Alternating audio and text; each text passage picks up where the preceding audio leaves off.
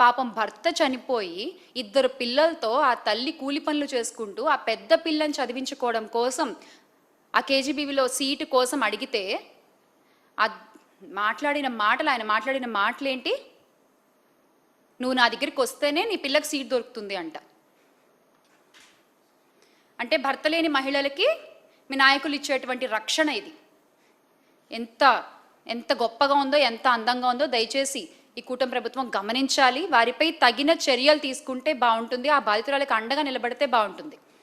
అలాగే 21/7/2025 జాబ్ కోసం commitment ఇవ్వాలంటూ TDP కార్యకర్త సత్సే జిల్లా హిందూపురం ప్రభుత్వ ఆసుపత్రిలో పనిచేసిన శానిటేషన్ వర్కర్ని కాల్లో ఏ విధంగా మాట్లాడారో ఆ వీడియో ఎంత వైరల్ అయిందో మనందరం చూసాం. 3/7/2025 యువతిపై టీడీపీ కార్యకర్త లైంగిక దాడి. తిరుపతి జిల్లా నాయుడుపేట పట్టణం అగ్రహారపేట అరుణతి కాలనీకి చెందిన ఒక యువతిపై టీడీపీ కార్యకర్త మొండెం ఉదయ్ లైంగిక దాడికి యత్నించారు. నిద్రిస్తుండగా అమ్మాయి పడుకుంటే లైంగిక దాడి చేసి దాని వీడియోలు చిత్రించి వాటిని సోషల్ మీడియాలో రిలీజ్ చేస్తామంటూ ఆమెను బెదిరించి, అలాగే 1/8/2025 యువతిని మోసం చేసిన కేసులో మచిలీపట్నం టీడీపీ నేత పల్లపాటి సుబ్రహ్మణ్యం తనయుడు అభివన్ను ఎప్పుడు పోలీసులు అరెస్ట్ చేశారో తెలుసా అండి? మచిలీపట్నంలోని మన పేర్ని నాని అన్న వాళ్ళ అబ్బాయి పేర్ని కిట్టు గారు ఒక పెద్ద యాజిటేషన్ చేసి ప్రశ్నిస్తూ రోడ్లెక్కి ఇది అన్యాయం, ఒక మహిళకు మీరు చేసింది తప్పు అని చెప్పి ఆయన గొంతెత్తి అడిగితే అప్పుడు పోలీసులు నిద్రలేచి ఆయన అరెస్ట్ చేశారు. అంటే వైఎస్ఆర్ కాంగ్రెస్ పార్టీ నాయకులు గుర్తు చేస్తే తప్ప, పోరాటాలు చేస్తే తప్ప బాధితులకు ఈ రోజున న్యాయం జరిగే పరిస్థితి లేదు. అలాగే 15/6/2025లో ప్రేమ పేరుతో టీడీపీ ఎమ్మెల్యే వాసు అనుచరుడి మోసం చూసాం మనం రాజమహేంద్రవరంలో. 5/6/2025 దళిత మైనర్ బాలికపై 6 నెలలుగా టీడీపీ కార్యకర్తలు అత్యాచారం చేసిన సంఘటన అయితే అసలు దారుణం. అది వయస్సుతో సంబంధం లేదు. 7 ఏళ్ల బాలికపై కూడా 3/6/2025న టీడీపీ కార్యకర్త అఘాయిత్యం చేస్తే పశ్చిమ గోదావరి జిల్లా ఆకువీడు నగర పంచాయతీకి చెందిన బాలిక తల్లిదండ్రులు మొరపెట్టుకుంటే వాళ్ళకి ఈ రోజుకి న్యాయం జరగలేదు. ఏంటి మీరు మహిళలకు ఇచ్చే భద్రత, ఏంటి మీరు మహిళలకు ఇచ్చే రక్షణ మీ కుటుంబ ప్రభుత్వంలో? అలాగే 6/4/2025న పల్నాడు జిల్లాలో అంగన్వాడీ కార్యకర్తకు టీడీపీ నేత లైంగిక వేధింపులు. మేము కమ్మోళ్ళం, నువ్వు మాల్దానివి, ప్రభుత్వం మాది, ఇవి వాళ్ళు మాట్లాడిన మాటలు. నువ్వు మమ్మల్ని ఏం చేయలేవు, నేను అడిగింది నువ్వు చేయాల్సిందే. పచ్చిగా మాట్లాడాలంటే ఇంకా మా కోరికలు నువ్వు తీర్చాల్సిందే. ఇది వాళ్ళు మాట్లాడి ఆమెను బెదిరించిన బెదిరింపులు. ఆమెను కాపాడాలి అన్న విషయం ఆమె ఇంకా సెల్ఫీ వీడియోలు తీసి సోషల్ మీడియాలో రిలీజ్ చేసుకుంటే కానీ చర్యలు తీసుకునేటువంటి పరిస్థితి ఉంది ఆ రోజున. అలాగే 31/6/2024లో మన హోంమంత్రి అనిత గారి ఆవిడ నియోజకవర్గంలో ఆవిడ సొంత ఇలాకాలో జరిగినటువంటి సంఘటన అనకాపల్లి జిల్లా పాయకరావుపేట కోట ఊరట్లలో 2 మహిళలు దుస్తులు చింపి జుట్టు పట్టుకుని ఈడ్చి కొట్టి వరలక్ష్మి లక్ష్మి అనే మహిళలపై దాష్టికం చేశారు టీడీపీ నాయకులు. అక్కడ దానికి ఏం సమాధానం లేదు. 17/10/2024 టీడీపీ నేతల రాసలీలలు ఆ టీడీపీ రాష్ట్ర కార్యదర్శి చంద్రబాబు గారి కుప్పం పార్టీ పరిశీలకులు గాజుల ఖాదర్ బాషా 2024 అక్టోబర్లో అది బహిర్గతమైంది. With proofs, with authentic data ఈ రోజున మనం ఇవన్నీ మాట్లాడుకుంటున్నాం. ఇక్కడ ఎంత సిగ్గుచేటు! అసలు ఏమనుకుంటున్నారు? ప్రచారాల్లో మాత్రం మేము అది చేస్తాం, మహిళలకి ఇది చేస్తాం అంటూ కబుర్లు చెప్పేస్తారు. ఆచరణలోకి వచ్చేసరికి చూస్తే ఏమీ ఉండదు. ప్రమోషన్ ఫుల్, ఆచరణ నిల్లు అన్నట్టు ఉంటుంది పరిస్థితి. బిల్లులు పాస్ చేయాలన్నా కూడా ఈ రోజున పిచ్చివాగుడు వాగుతూ మహిళల్ని ఇబ్బంది పెడుతున్న టీడీపీ నేతలు ఉన్నారు. వాళ్ళు పనిచేసిన పనికి బిల్లులు పాస్ చేయాలన్నా కూడా ఈ రోజున మహిళల పరిస్థితి వాళ్ళు చెప్పిన మాటలు వినడం, వాళ్ళు చెప్పినట్లుగా నడుచుకోవడం అన్నమాట.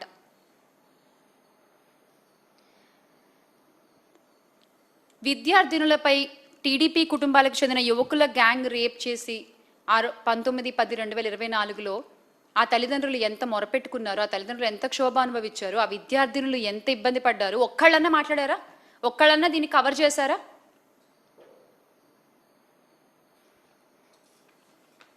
దళితులంటే గౌరవం లేదు. మా నాయకులు, దళిత నాయకులపై ఎన్ని అక్రమ కేసులు పెట్టారండి మీరు ఈ కూటమి ప్రభుత్వం అధికారంలోకి వచ్చిన తర్వాత? మాజీ ఎంపీ నందిగామ సురేష్ గారి విషయం కావచ్చు, మాజీ మంత్రి మెరుగు నాగార్జున గారి మీద కావచ్చు, ఎమ్మెల్యే తాటిపర్తి చంద్రశేఖర్ గారి మీద, ఎమ్మెల్సీ మొండితోక అరుణ్ కుమార్ గారి మీద, మాజీ ఎమ్మెల్యే మొండితోక జగన్మోహన్ రావు గారి మీద, మాజీ మంత్రి పినిపే విశ్వరూప్ గారు తనయుడు పినిపే శ్రీకాంత్ మీద ఎన్ని అక్రమ కేసులు పెట్టారు? అలాగే ఈ రోజున ఈ రాష్ట్రంలో కూటమి ప్రభుత్వంలో దళితుల్ని ఎంత అసహ్యంగా ట్రీట్ చేస్తున్నారు, ఎంత తక్కువగా చూస్తున్నారు. అదే వైఎస్ జగన్మోహన్ రెడ్డి గారు గత 5 ఏళ్ళు కులం చూడకుండా, మతం చూడకుండా, ప్రాంతం చూడకుండా, పార్టీ చూడకుండా పరిపాలన అందించిన తీరు ఈ రోజున ప్రతి ఒక్కళ్ళకి గుర్తొస్తోంది. ప్రతి ఒక్కళ్ళు మళ్ళీ గుర్తెచ్చుకుంటున్నారు ఆ రోజుల్ని. అసలు ఈ మనిషి ఈయన చూడండి, అసలు నజీర్ గారు గుంటూరు తూర్పు ఎమ్మెల్యే ఓ మహిళతో మాట్లాడిన వీడియో, ఆ వీడియో మన దగ్గర ప్లే అవుతుందా? అవ్వచ్చా? ఒకసారి చూడండి, ఒకసారి ఆ వీడియో చూద్దాం మనము. అది చూసిన తర్వాత అంటే ఒక గౌరవప్రదమైన పోస్ట్లో ఉంటూ ఆయన మహిళలతో మాట్లాడేటువంటి తీరు, మహిళల్ని ఉద్దేశించి ఆయన వాడేటువంటి పదాలు ఎంత హేయమైనవిగా ఉన్నాయంటే ఒకసారి మీరే చూడొచ్చు.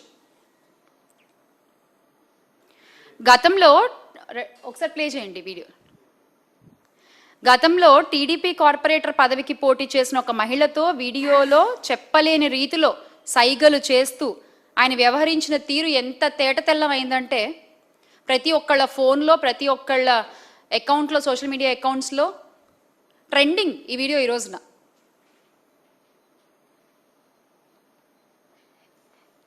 ఆ మహిళ వ్యవహరించిన తీరు సభ్య సమాజం, ఆ మహిళతో ఈయన వ్యవహరించిన తీరు సభ్య సమాజం తలదించుకునేలా ఉందనే అభిప్రాయం ఈ రోజున ప్రతి ఒక్కళ్ళలో వ్యక్తమవుతోంది. ప్రజాప్రతినిధి అయ్యుండి కూడా ఈ రకంగా రాసలీలలు చేస్తూ వీళ్ళు ఏమీ చెప్పాలనుకుంటున్నారు ఈ రాష్ట్రానికి నాకు అర్థం కాదు. అంటే మీరు ఒక గౌరవమైన పోస్ట్లో ఉన్నారు, మీరు చాలామంది మిమ్మల్ని చూస్తూ ఉంటారు, మీరు ఎలా మాట్లాడుతున్నారు, ఎలా ప్రవర్తిస్తున్నారు అన్నీ అబ్జర్వ్ చేస్తూ ఉంటారు. మీరు ఒక ఇన్స్పిరేషన్గా ఉండాలి, కానీ మీ ప్రవర్తన, మీ తీరు ఈ రోజున కూటమి ప్రభుత్వంలో నాయకుల తీరు ఎలా ఉందంటే మాటల్లో చెప్పలేని విధంగా ఉంది. మళ్ళీ నిష్పక్షపాతంగా మేము రాజకీయం చేస్తాము, మహిళల్ని సమానంగా చూస్తూ వాళ్ళ సాధికారత కోసం కృషి చేస్తాము అంటూ కబుర్లు చెప్తారు. ఈ రోజున మహిళలు ఏంటండి, ఎస్పీలే భయపడుతున్నారు. అసలు మీ పాలనలో ఎస్పీలే, ఐపీఎస్ అధికారులే భయపడుతున్నారు మీ పాలనలో. ఎస్సీ సామాజిక వర్గానికి చెందిన సీనియర్ ఐపీఎస్ సంజయ్కి నిష్పక్షపాతంగా పనిచేస్తారనే పేరుంది, అవునా కాదా? ఆయనకు ఏ రాజకీయ పక్షానికి కొమ్ము కాయరని ఐపీఎస్ అధికారులే స్పష్టం చేస్తూ ఉంటారు. ఆయన కూడా మీ నిధుల్లో దుర్వినియోగానికి బలైపోయారు.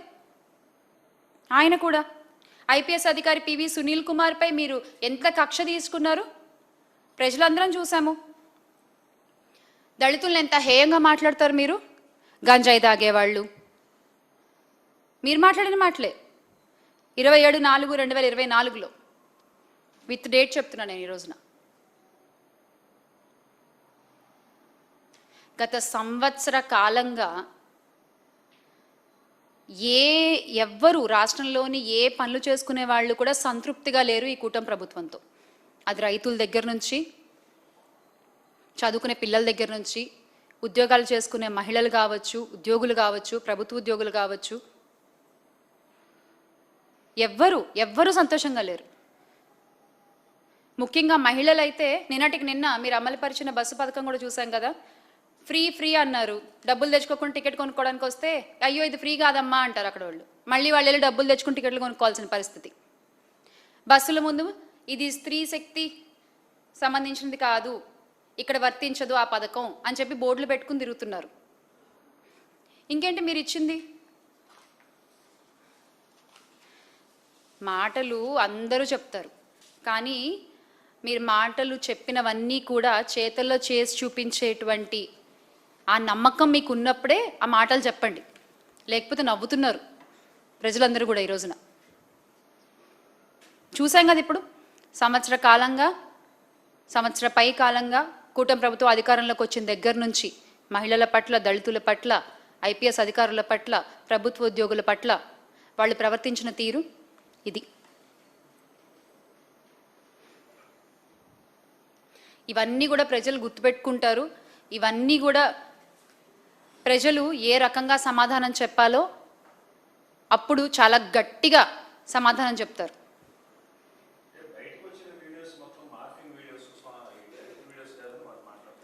ఇవాళ రేపు ఒక వరం ఏమిటంటే ఏది వచ్చేసినా అది మార్ఫింగ్ అని చెప్పేయచ్చు, ఏది అయినా మాట్లాడేయచ్చు. తర్వాత అయ్యో అది ఏఐ అండి మాకేం సంబంధం లేదు అని చెప్తున్నారు. మరి నిజాలు భగవంతుడికే తెలియాలి. మీరు మీడియాలోనే ఉన్నారు, మీకు ఒక ఐడియా ఉంటుంది కదా సార్.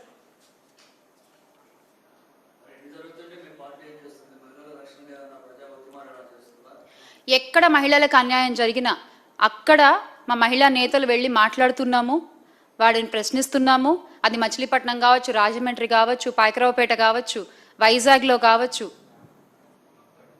రాప్తాడులో కావచ్చు, ఎక్కడైనా ప్రతి చోట మొన్నటికి మొన్న ఒక ఆడ మనిషిని చెట్టు కట్టేసి కొడుతుంటే తన కన్న బిడ్డ ముందు వైఎస్ఆర్ కాంగ్రెస్ పార్టీ కదా గొంతెద్దాన్ని ప్రశ్నించింది. ఆ తర్వాత కదా ఆమెకు న్యాయం జరిగింది కుప్పంలో. సో ఇలాగా ప్రతి చోట ఎక్కడ మహిళలకు అన్యాయం జరుగుతున్నా అక్కడ ముందు నిలబడేటువంటి పార్టీ వైఎస్ఆర్ కాంగ్రెస్ పార్టీ అని సగర్వంగా తెలియజేసుకుంటున్నాము. ఎందుకంటే మా అధినాయకులు వైఎస్ జగన్మోహన్ రెడ్డి గారికి మహిళలపై అపారమైన గౌరవం. ప్రతి మహిళని కూడా సొంత చెల్లిలా చూసేటువంటి విశాల హృదయం అయింది. కాబట్టి రాష్ట్రంలో ఏ ఆడపిల్లకు అన్యాయం జరిగినా కూడా ముందుండి ప్రశ్నించేటువంటి పార్టీ వైఎస్ఆర్ కాంగ్రెస్ పార్టీ, ప్రశ్నించే పేపర్ సాక్షి, కవర్ చేసేటువంటి ఛానల్ సాక్షి మీడియా. ఇది అందరికీ తెలిసిన విషయమే. అవును, ఆయన ఎక్కడున్నారు అసలు? నిజమే, నేను మొన్న కూడా అన్నాను, ఈయన అసలు కనబడట్లేదు, ఏమైపోయారు ఈయన? ఇన్ని జరుగుతున్నా కూడా ఒక్కదానికి కూడా మాట్లాడరు. ఆయన సొంత నియోజకవర్గంలో జరిగితే మాట్లాడరు. ఆయన పక్కన కాకినాడ జిల్లాలో మొన్న డాక్టర్ పైన నర్సింగ్ కోర్స్ చదివేటువంటి వాళ్ళ మీద గవర్నమెంట్ హాస్పిటల్లో అంత ఇష్యూ జరిగితే అప్పుడు కూడా ఆయన వచ్చి మాట్లాడలేదు. ఒక్క విషయంలో ఆయన స్పందించరు. ఆయన ఏం చేస్తున్నట్టు? సార్, ఉప ముఖ్యమంత్రి పవన్ కళ్యాణ్ గారు, where are you?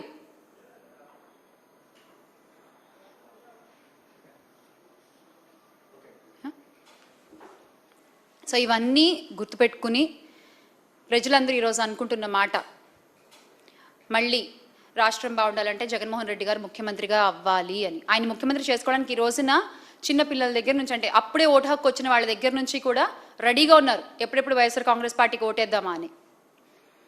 So make Andhra great again with Jagan అన్న. జోహార్ వైఎస్ఆర్.